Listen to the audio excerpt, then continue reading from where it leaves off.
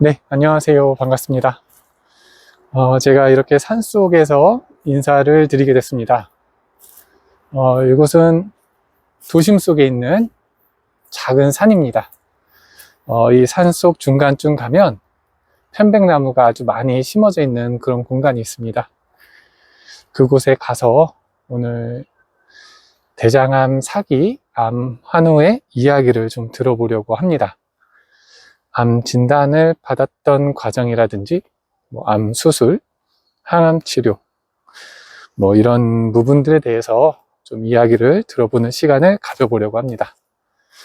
조금만 더 가면 도착을 할 것 같습니다. 네, 같이 한번 가보시죠.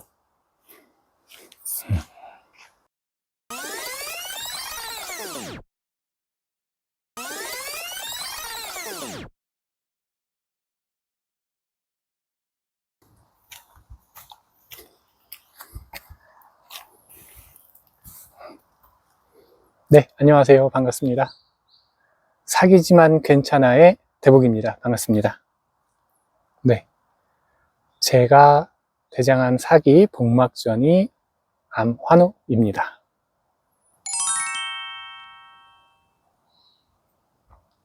네, 저는 2020년 9월에 대장암 사기 복막전이 진단을 받았습니다. 처음 진단 때부터 사기 진단을 받았습니다.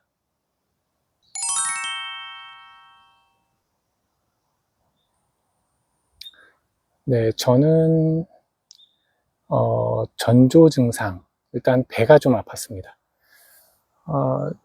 2020년 6월쯤에 배가 너무 많이 아파서 응급실까지 찾아갈 정도로 복통이 너무 심했었는데 그때 응급실에서 진통제 맞고 그때 엑스레이 검사, 피 검사, 소변 검사 같은 걸 했는데 그냥 장염인 것 같다. 그래서 약 처방해 주셔서 약 처방 받고 조금 통증이 가라앉아서 그렇게 돌아오고 했는데 그 이후로도 계속 복통이 찾아왔습니다.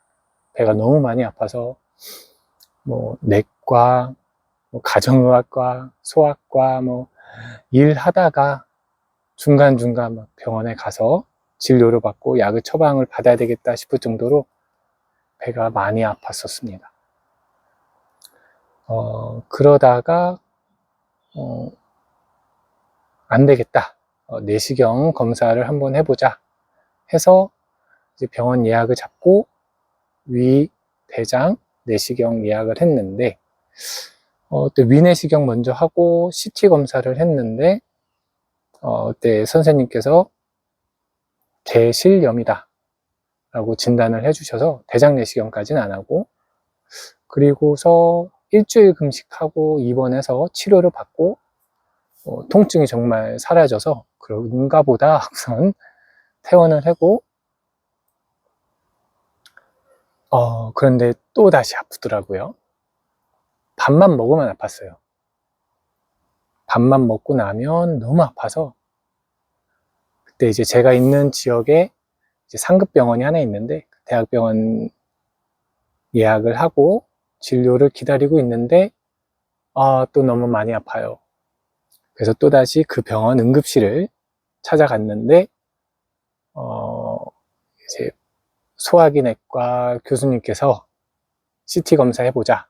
그래서 CT를 찍고 검사 결과 대장암이 의심스럽고 복막까지 전이가 돼 보인다. 대장 내시경을 바로 하자 하셔서 그때 관장을 하고 대장 내시경을 했습니다. 그 당시에 이제 장이 막혔다고 했어요.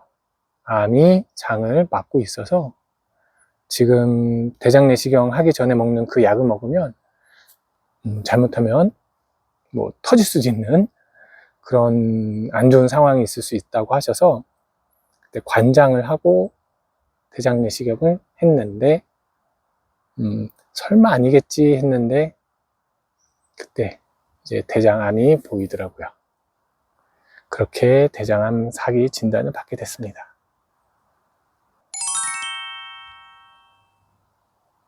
대장 내시경 했었습니다. 제가 2018년도에 위, 대장 내시경 검사를 했는데 용종이 하나도 없다, 깨끗하다라고 하셔가지고 5년에 한 번씩 내시경 검사 하시면 될 것 같다, 아니면 3년에 한 번 오시면 될 것 같습니다, 그렇게 했었죠. 근데 대장 내시경하고 정확히 2년 후에 대장암 4기 진단을 받게 됐습니다. 수술은 2020년 9월 암 진단 받고 바로 수술을 했습니다. 저는 원래는 제가 있는 지역 이 상급병원에서 수술 날짜까지 잡아주셨는데 너무 감사한데 이제 가족분들이 지방에서 하지 말고 서울로 가자 하셔가지고 서울에 있는 병원 예약하고 이제 좀 병원 진료를 했는데 진짜 감사하게도 일요일 날 나오셔서 교수님이 수술을 해주셨습니다. 제가 정확히 요일은 기억 안 나는데 수요일쯤 이렇게 진료를 보고 그 주 일요일 날 바로 수술을 해주셨습니다.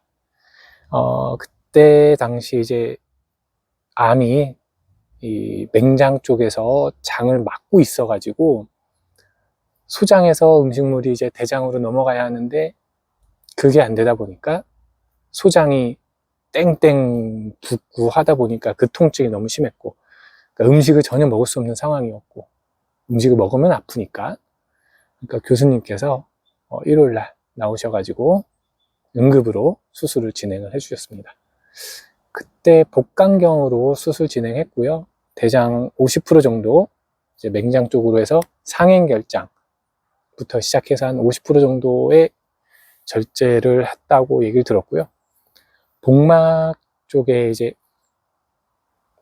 씨앗을 이렇게 뿌려놓은 것 같은 그런 형태로 전이가 돼 있어가지고 복막은 크게 3군데 정도 이렇게 제거하는 수술을 같이 하셨다고 들었습니다.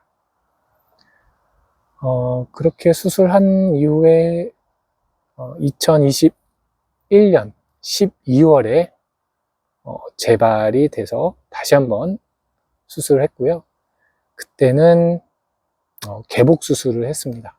개복 수술하고 하이팩이라는 치료도 같이 병행을 했습니다. 하이팩은 대장암 복막전이 환우분들에게는 많이 익숙한 치료법일 거예요.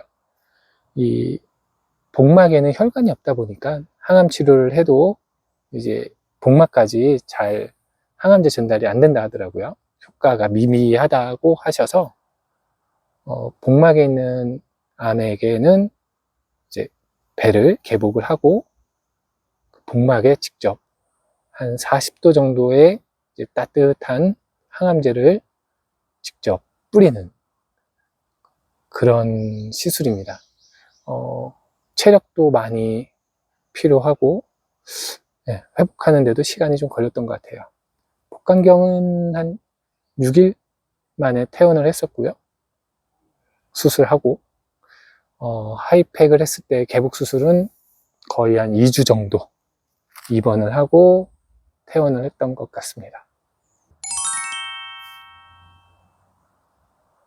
네, 항암 치료 했지요. 처음에 1차 수술하고 예방 항암이라는 말씀을 해주시면서 네, 폴폭스하고 이제 2차 표적 항암제 아바스틴 같이 병행을 해서 12회 2주에 한 번씩 진행하는 항암을 12번 했습니다. 폴폭스 아바스틴으로 했고요. 처음에만 입원을 했고 두 번째부터는 계속 통원으로 지방에서 서울로 왔다 갔다 하면서 항암 치료를 했고요. 그리고 이제 나중에 재발이 됐을 때 재발하고 나서 이제 항암제를 좀 바꿔야 된다라고 해서 폴피리하고 아바스틴 조합으로 해서 19번 진행을 했습니다. 현재 진행형입니다. 네, 항암치료 부작용 많이 왔죠. 저는 첫 번째로 구내염이 좀 많이 아팠어요. 구내염이 많이 와가지고, 음식을 씹을 때 자꾸, 이 치아가, 이 입안이 좀 많이 건조해진다고 해야 되나?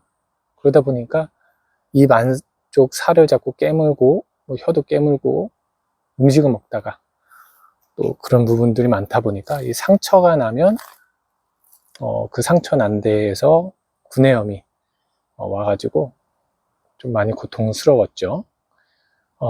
그래서 항상, 이제 입안에 뿌리는 스프레이형 프로폴리스 이제 스프레이형으로 된 거 입안에 이제 뿌릴 수 있는 그걸 상시 집에 두어가지고 구내염이 진행이 될 것 같다라고 하면 그 뒤로는 이제 바로바로 뿌리면서 좀 치료를 했던 것 같아요.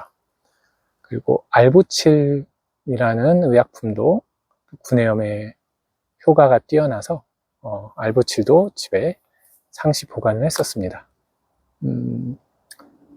그리고 손발저림 뭐 이런 것도 많았고요.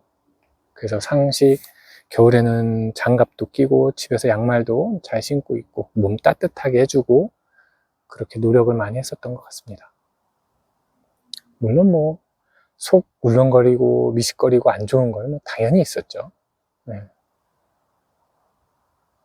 그리고 저는 설사도 좀 많이 심하게 하는 편이었고요. 그래서 이런 항암 부작용에 대해서 교수님께 꼭 말씀을 잘 하시면 교수님께서 그에 맞는 처방을 많이 해주세요. 그래서 저는 설사하지 말라고 어깨에 이제 주사도 놔주시고, 그러면 확실히 설사는 먹게 되더라고요. 멎어서 효과는 많이 봤습니다.